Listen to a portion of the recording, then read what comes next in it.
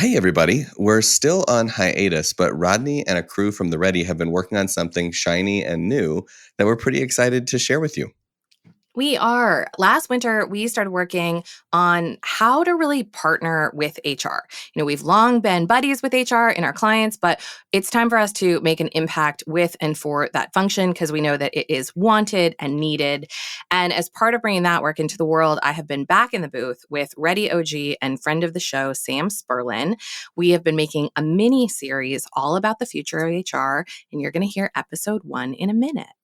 The future of HR. What is a series like that going to cover? Yeah, so it's going to cover really like a vision for where HR can and should head that is backed by a lot of research and a lot of conversation with some of the most brilliant thinkers in the space over the last year. We're going to talk about how to convince stakeholders in your org so that you can have the buy-in you need to really get rolling with making the changes you want to make in HR. And unlike other consultants that I see out in the world who just provide you like a visual and a framework for what it could be, we're going to talk a lot practically about how to get you from level 1 through our maturity model, really starting where you are and making moves from there. I mean, you look at everything that's happened in the world over the last 3 years, and you can see how HR has been super duper busy. Yes. But if you're not an HR person, if you haven't been in the eye of the storm, should you listen to this arc? What's in it for you in this mini series? You should listen to it.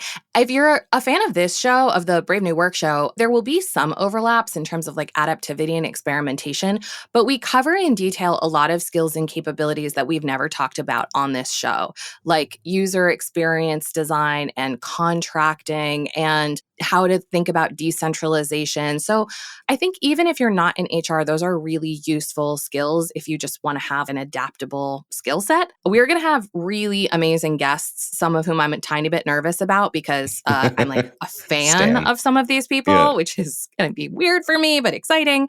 And maybe most importantly, I think for people who haven't worked in the function, hearing this series might give you a bit of a look under the hood at what's really going on. It might help you to be a better partner with HR and also just to understand what their experience is, which might explain some of what you see in your organization. Got it. So this is the show that we want and the show that we need right now. Totally. And I can't wait to have a listen along with everybody else out there. Let's do this thing. Episode 1, Jack, roll the tape. Hey, everybody. Welcome to our new mini-series that I have been preempting and hyping for like 6 months without telling you anything about it. This is The Ready's Future of HR.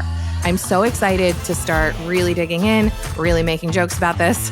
You know me from Brave New Work, and I am truly thrilled to introduce my co-host for this series and my longtime buddy and collaborator and Ready OG, Sam Spurlin. Hey, Rodney. It's a pleasure to be here. I'm sorry, that was very radio announcer or like basketball announcer. Like, I feel like I'm coming out on the court now and there's like jock jams playing and I'm bouncing a basketball. Yes, I'm Sam. Ready OG, I guess, which is a new title, but I've been around for a minute here at The Ready, working on all sorts of different stuff. I am just a general purpose transformer, doing a little bit of everything. General purpose transformer makes you sound like a machine. So far, like I'm a basketball player and now a transformer machine. Like, let's just keep it going.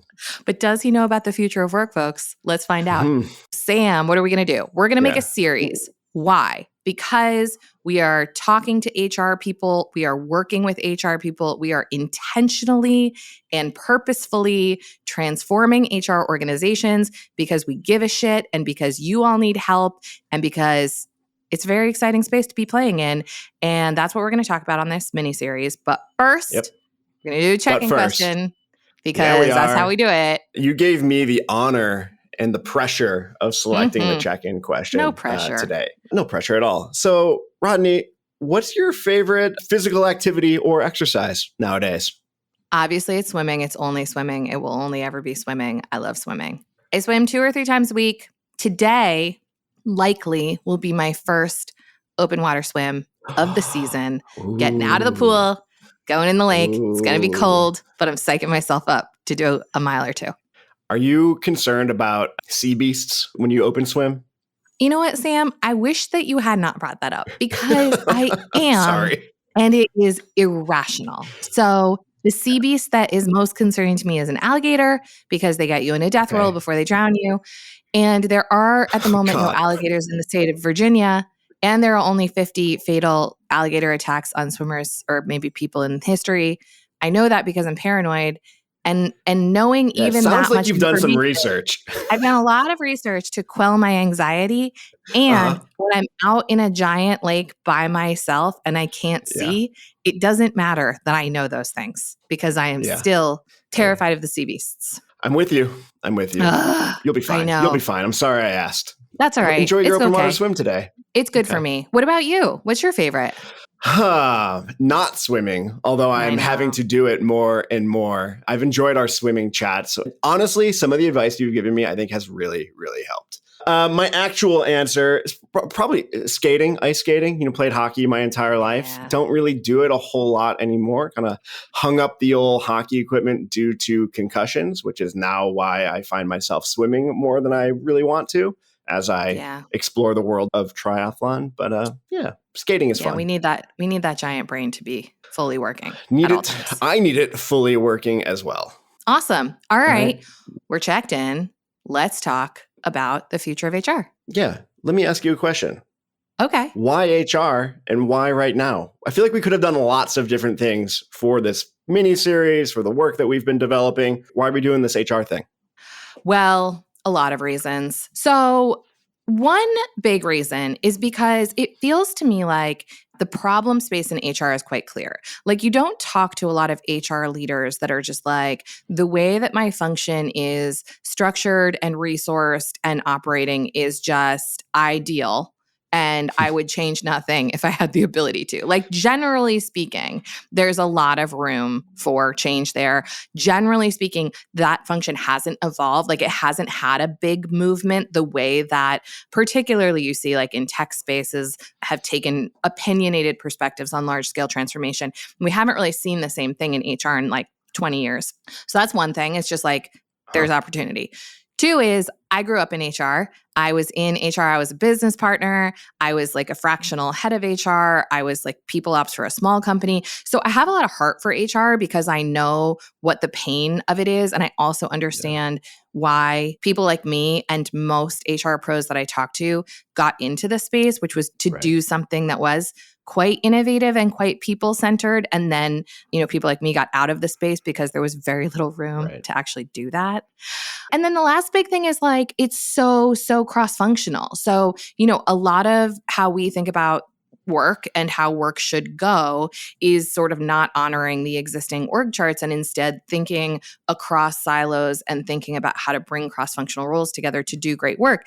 And HR just tends to be kind of like the dumping ground of the organization where they're like, hey, you guys have like benefits, but also legal stuff, but also now hybrid work, but also like the future of work and also coaching and also talent acquisition. And it's just like, is this about a person? Cool. HR, it's yours. So there's like fertile ground in terms of cross-functional teaming. A lot of surface area for doing some interesting stuff there. I am curious because you might not carry the same particular perspective on HR as me. Mm-hmm. How have you generally encountered HR in the 1 gajillion transformation projects that you've done? Yeah, it's a good question. You're right. I don't have the personal experience of kind of coming up through HR. So my interactions with HR have been primarily through our transformation projects. And it's been a real kind of tale of two cities with HR, I feel like, in lots of the projects that I've worked on. On the one hand, very commonly, there are people. Like they are like, they care about people. They care about the experience of work. They want it to be better. It's just like good people over there. And also, I have worked on transformation projects where we essentially had to hide from HR. Like we actively tried to like, let's not get on HR's radar. As soon as HR knows we're here, it's going to be a kind of a shit show. So let's just like stay away. And I've had both of those experiences. Have you had something similar or am I kind of out on a limb here? Okay. Yeah. No, totally. I mean, look, the experience I've had a lot in projects, the trajectory has been like, okay, HR and I are best friends. Okay, now HR is like, go do stuff to other people. And I'm like, hey, if you all like modeled some of this and were really like in the work with me, then you could be capacity and you could carry this forward, and like HR could sort of scale and spread what's working from within. And they're like, I'm busy, shut up. Also, we're fine. Go help someone else. And then often I like don't really see them again during the project. Right. So that's like a pretty common experience where we sort of go from being partners to trying to figure out the architecture of the project to like not really collaborating that much. Yeah, frenemies in some capacity. Right now, actually, I'm kind of having this experience for the first time where we actually do have some like real partnership with HR at the client. And it's really nice. And they're taking seriously this idea that we have to kind of like change our own shit if we expect anyone else at the organization to do it. And it's just very refreshing. And I'm hoping that this future of HR effort that we're putting so much time and attention into unlocks more of that for our clients. And it's just better. I mean, selfishly, it's more fun on our side, kind of as consultants, to have real partners in HR and not feel like we need to play hide and seek. Yeah, totally. And it's also like, I think that something happens also in projects where someone who's not HR will be our buyer or sponsor, and then they'll kind of bring HR in to like quarterback our project. And I think that puts HR and us into a really weird dance where it's like, then they feel responsible for like our behavior and how we're working and what we're focusing on, et cetera, et cetera. But like, they're not really in the work with us. They don't really have control over us because like we do what we do, and they feel accountable to someone else. And it just creates this weird triangle that I don't think is particularly helpful to anyone, where they feel like they have to report to the sponsor about work that they're not doing and also they don't really control. And that's just a bad dynamic. You know, it's like all good decision-making architecture. I'm like, what if the sponsor and the partner and the doer were all the same person and we just worked with them and it was a CHRO? Let's do that. Yeah. I think it's going to be really fun. Do that. I'm convinced.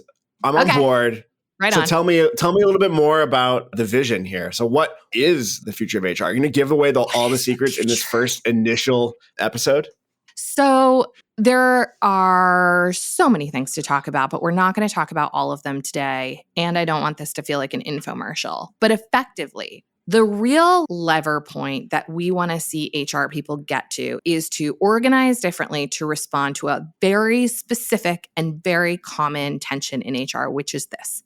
In typical HR functions, usually you have an HR business partner that's sort of quarterbacking for the COEs and shared services and like the functional areas and beholden to internal clients and getting priorities from HR leadership. That is a garbage spot to be in. It is basically impossible to be successful. I've done that job. It's really hard, even under the best of circumstances, because you just have a lot of competing agendas. Incentives are not always aligned between the internal client and your HR leadership. And effectively, like, you have to be the middle person in too many things. And what that ends up looking like is responding to the urgent and punting the important. And what I mean by that is I sort of joke that like when I worked in a big HR department, we always said like the best day was the day that the phone didn't ring, because anytime the phone rang and like we were getting sued or something fucked up had happened in the building or whatever, everything else got put to the side. That was attended to. And basically, if it was attended to properly, you didn't get any credit. If it didn't happen at all, you didn't get any credit. And you didn't have the time needed to do something that was forward thinking or more about changing the organization or modernizing ways of working or doing stuff that was really strategic to the business. So the point in this is like our vision, first and foremost, is to change the way that work is working in HR. So you're splitting apart the persistent, ongoing functions that are never going to go away and that should be optimized. We should be using AI and tooling and experimentation to make payroll and onboarding and workflows ever better. And we're separating out the more seasonal, more strategic priorities, organizing around them cross-functionally, and doing that as mission-based teaming. And we call it the Hollywood model because a very easy mental model for this is the idea that a movie studio never goes away. Groups of people come together to make movies. They have only the roles that are necessary to make that movie. And when the movie is made, the people go home. And so the idea here is that these ongoing functions are like the studio, and these prioritized missions are like the movies, and that we're running HR in this way that separates out these two very different and often competing types of work. Dang, yo. That's cool as hell. And I'm sure there are all sorts of intricacies in here, but I guess what is preventing HR from operating this way already? I mean, like the HR or the Hollywood model obviously exists in Hollywood. So like, why did we kind of have to develop this? And why is this just not the state of play naturally?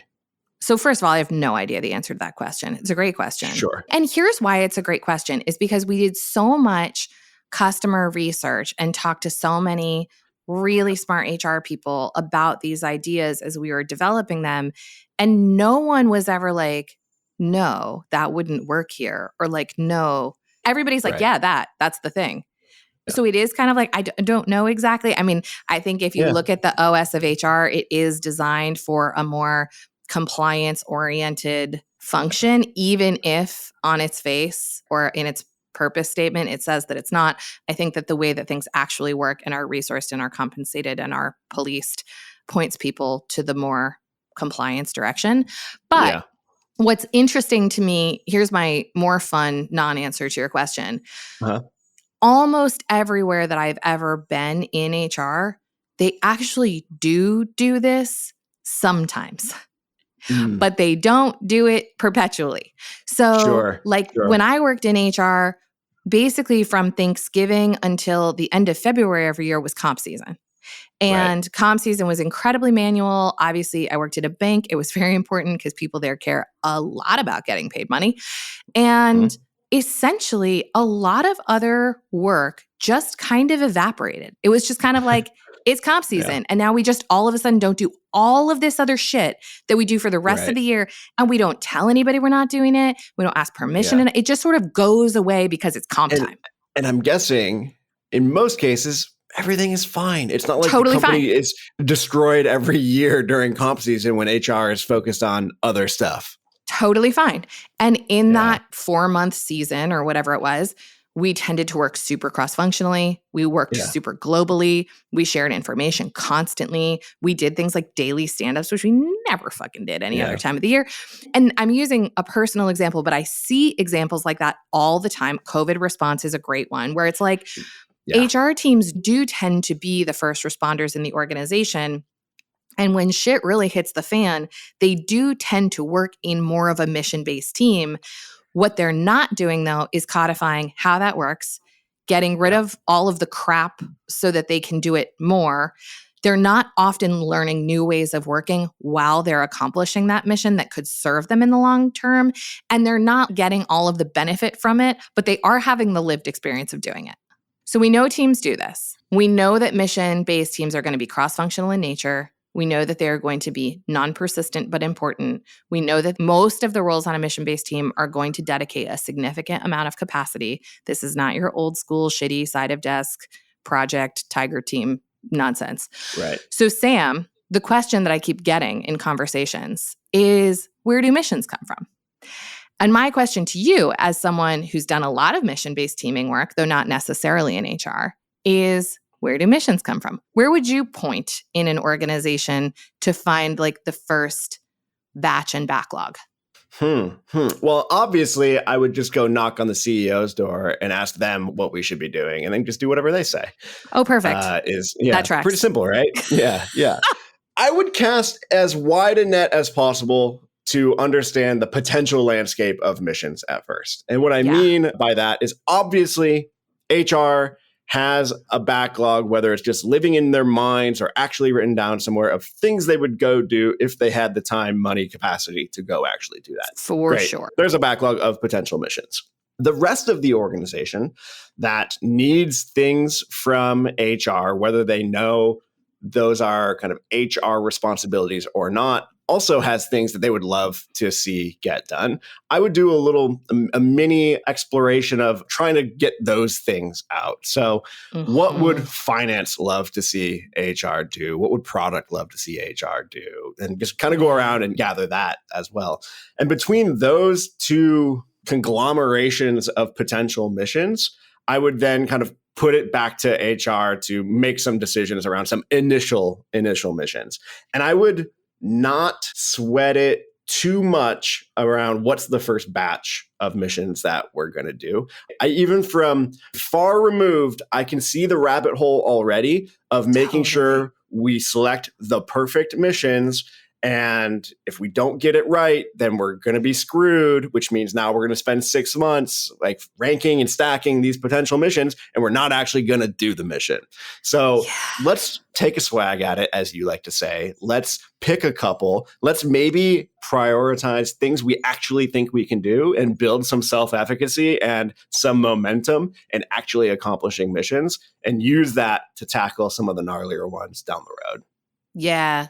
And I mean, it feels so good when you get some momentum. It doesn't even really matter. Like, it doesn't really matter what you did. It's just going to feel great to be accomplishing something and learning new moves while you do it. I sometimes say something that I think I believe 100%. And if it's not 100%, it's quite close. Something along the lines of like, momentum is the most important force within an organization. 100%. If you can do something to keep momentum going on something, do that thing as much as you can. Because once something dies or the momentum goes away, it's almost impossible to get it moving again. For better or worse too, like really bad things also get momentum and they will just keep going as well. Yeah. But in general, if you're trying to like make things happen in an organization, figure out ways to get momentum going and then ride that inertia as long as you can in a positive way.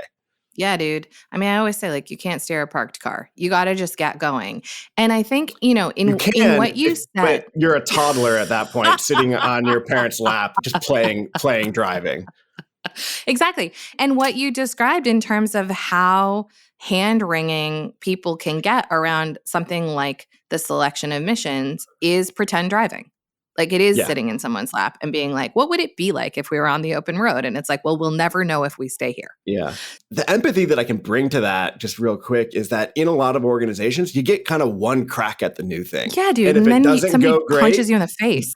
Then it's done. So like, if I'm only going to do this one time, like, let's make sure it's the right thing. Yeah. The op model that you're talking about here, though, is not about doing a set of missions one time. It's about like actually accomplishing missions, spinning down that team, starting a new mission, accomplishing it, spinning down that team. And it's an ongoing thing. You don't have to get it 100% right the one time. You'll get more at-bats, as they say. Totally. And like in your description of mission selection, there are just a few things that I want to highlight, because in the whole idea of like start the way you mean to go, how you kick them off and pick your first ones is a really good place to start disrupting old habits. So I can hear the thoughts of my HR leader homies out in the world right now going like, well, shouldn't we know what all the missions are before we choose? And then shouldn't we have like a filtering process for choosing? It's like, okay, I know what you want to do. Just hear us out.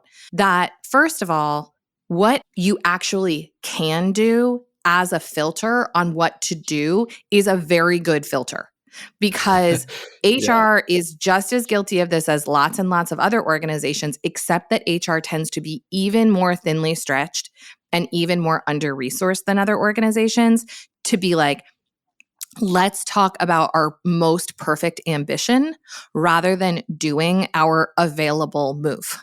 And it's like, just getting out of that is a really interesting shift. So there's so much to talk about there, and I won't distract us too long. But there's like, often in many organizations, there's such a disincentive for talking about things in a very realistic way. Like, we have to, if we're not shooting for the moon, like, what are we doing here? It's can really spawn some unhealthy situations. Well, it's like how people talk about strategy. It's like, let's spend 6 months making the most. Are we whispering now? We're whispering because we don't want anybody to know that this is true. But it's true. It's like we spend 6 months making sure we're using the word optimize instead of maximize on bullet 4A. for a strategy that we can't fucking do. And it's like, we can apply those muscles to anything because they're very well developed. So we're not going to do that with mission-based teaming. 2 is you use the phrase that is the most HR phrase that I would like stricken from the record of all time, which is make sure. Like, I feel like HR's entire identity, and this was absolutely true in my tenure in the field, is make sure. We actually can't make sure of something we haven't done yet.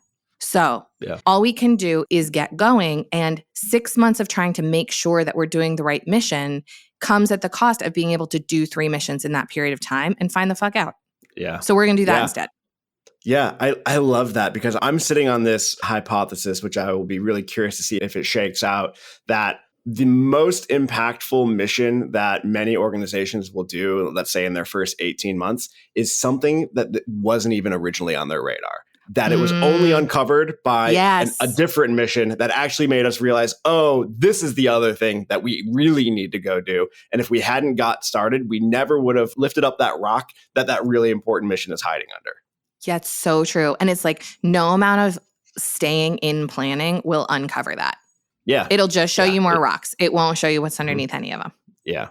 We gotta go turn over some rocks. So obviously, this is the way of the future. And here's the thing. There's really broad recognition around this. There's a lot of research. There's research coming from McKinsey. There's research coming from Josh Bersin, who is like a very brilliant thinker in the HR field, that basically articulates all of the conditions and ideas around the Hollywood model. But what I believe are bringing to the table that's exciting is a bit of like the pill and the hot dog. And so I want to talk about this, because what we don't want to do in projects with HR functions is the same old thing where we like show them an end state and then we make them a project plan and then we draft them a bunch of communications and we're like, ta-da, now you're different, because that shit does not work. And I have been like the victim of that particular crime. So the hot dog is mission-based teaming, because everybody's like, fuck yeah, I want to organize around the work and I want to have dynamic teaming and I want to like add and shed roles as are needed, et cetera. But the pill is the ways of working.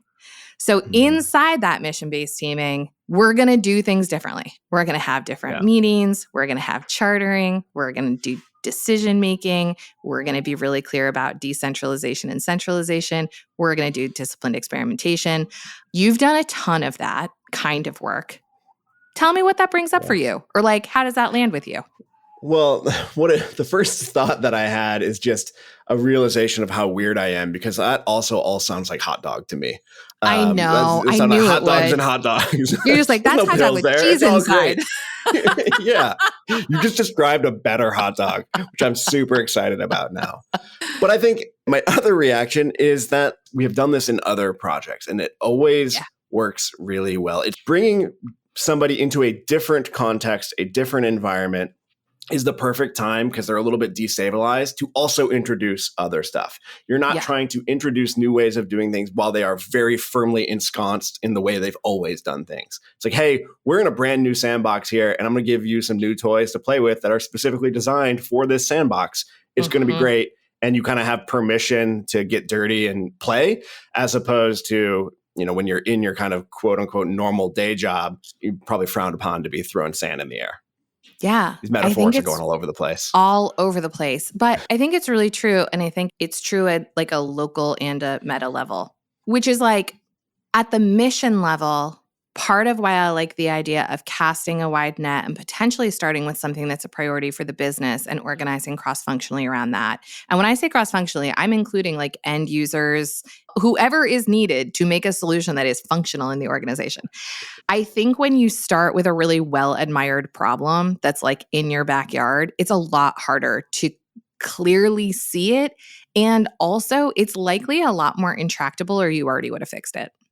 And I think that often starting with something that we have a little bit of removal from is the move, because it gives us like you're saying about the sandbox, like it gives us the freedom to kind of start with a blank sheet of paper and not just bring all of our baggage and all of our assumptions to the new project.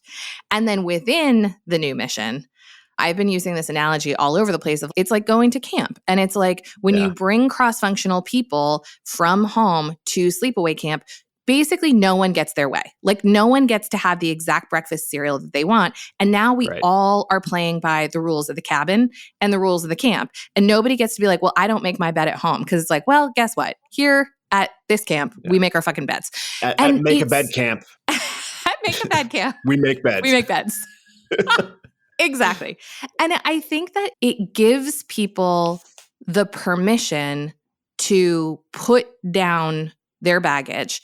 It gives them the permission and actually a very explicit invitation to not show up as a representative of their function, but to show up to be a member of this team, which might sound small, but honestly, that's a huge flip because usually in cross-functional teaming, everybody just comes to the one meeting a week, repping the demands of their home team and boss, fighting, and then going back when no decision is made. And this is very much not that.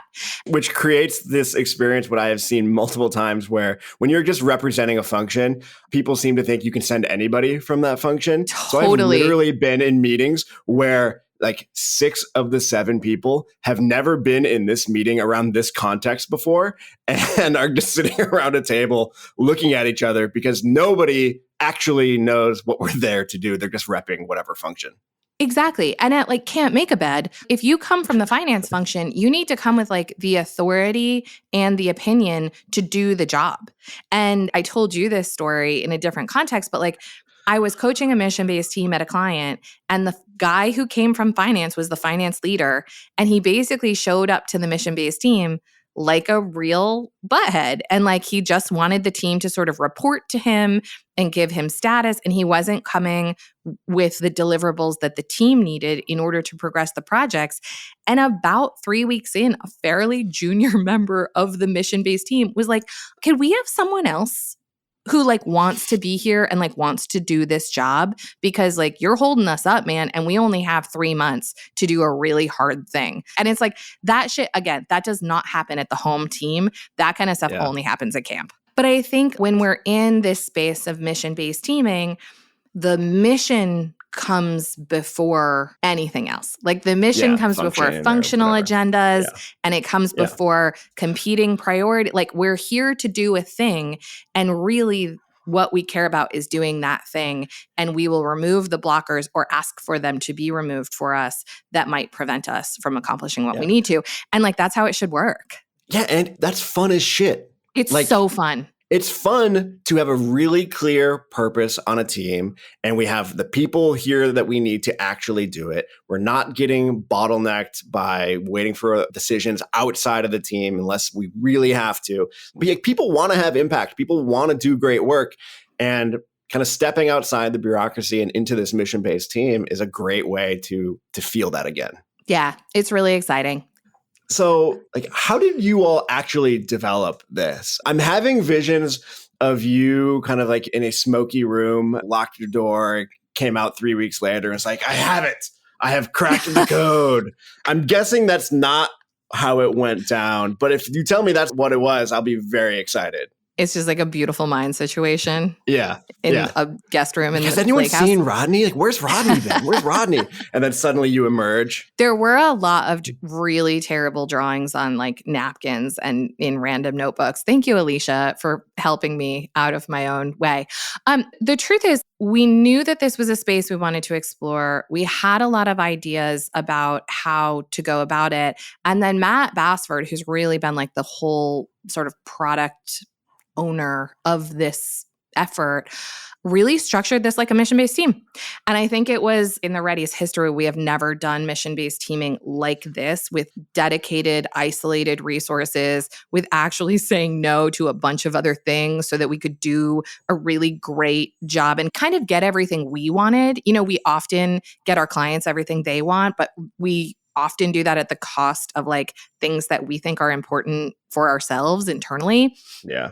And this was the first time that I've experienced at the Ready where we were like, we are going to treat this like a mission-based team, and we will have roles coming in and out of it.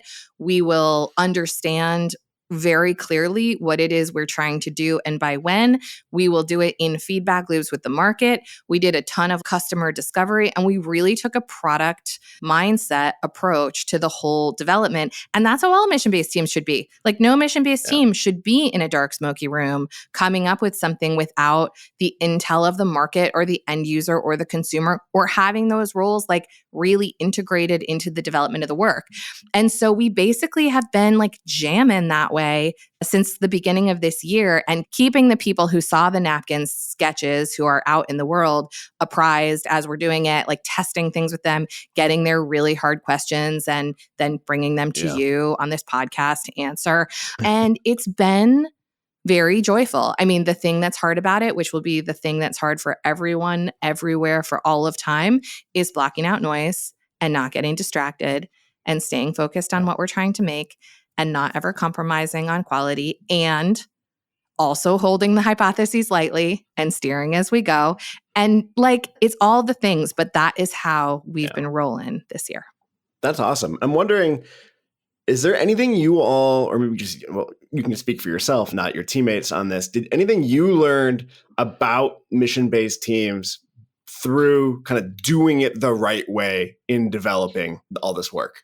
I mean, the biggest things for me, God, honestly, Sam, I learned a lot. In some ways, it was really like kicking the ego. Because, you know, I've been a consultant for such a long time, and I'm really used to showing up feeling like I know some stuff, and taking a product approach to something like to really doing service design and content design, et cetera, is like, I was the SME on this project. And obviously I had a lot of creative input and I had a lot of strong opinions, and I didn't get my way on a lot of things. Like, ultimately, the end user's appetite, desires, what they saw as being practical ruled the day, even over what me, as like a very deep HR nerd, thought was utopian. And that was a really big learning, because I think a lot of times when you're doing service development and when you have expertise in something, it's really easy to spend too much time in a vacuum without getting continual feedback and adjusting as you go. So that's been a really big shift. And then the other big shift for me is just like teaming in a way that's this dynamic and where there's just been this much action, because we have produced a lot of content. We've produced a beautiful maturity model. We created like a downloadable report and an assessment, and like there's a lot, and like a new website, like there's a lot of component parts. And I just had to not know the things. Like, I just had to not know all the things about all the things, and basically recuse myself from like all of the parts of the mission that aren't mine, which is most of them. And that is not something that I'm super accustomed to doing, or that I super love doing, because I'm interested in it and I want to know, and I want to like see how the hot dog is being made every single day. And in proper dynamic teaming, that's not how you do it. You know, like, you do your part and then you gracefully step off the set so that somebody else can come and act their scene. And I learned a lot about that in the last 6 months. Yeah. I, as someone who was not on that mission-based team, but, would occasionally see glimpses of how it's going. And now that it is kind of coming into the world, I'm really impressed with what you all pulled together. I think you're right in saying that this is the first time, or one of the first times, where we've really kind of eaten our own dog food with this stuff, with mission-based teams, doing it the right way. And I think the product kind of speaks for itself in like the quality of what you all have created so far. So I'm super excited to see what happens as this kind of gets out into the world. Whatever role this little podcast will play in that, I will be happy to be a part of it. Thanks, Sam. Thanks for doing this with me. It's so fun. Yeah. So this is going to be a mini series, not just this one episode, although that we covered a lot of ground in this. So we've got future episodes coming up about talking about how to get stakeholders on board with what we're talking about here, talking to experts and asking them what we effed up in this. I'm guessing probably some stuff. It'll be cool to hear from them. Stuff. Yeah, probably. Obviously, I can't wait for that part. It's going to be great. So between now and when you hear from Sam and me again, if you're all fired up and you are ready to get started on your own Feel free to check out the goods that we've put up at theready.com/FoHR. And also, if you're ready to hook us up with your CHRO or your HRBP or some other progressive, excited people ops person, holler at us. You can find us at FoHR@theready.com. Send us your burning HR questions and we will tackle them in an Ask Us Anything at the end of the series. Thanks as always to Taylor Marvin for making us sound super awesome. This miniseries is produced by The Ready, where we help organizations around the world change the way they work. As for you HR leaders listening right now, let's change ourselves first.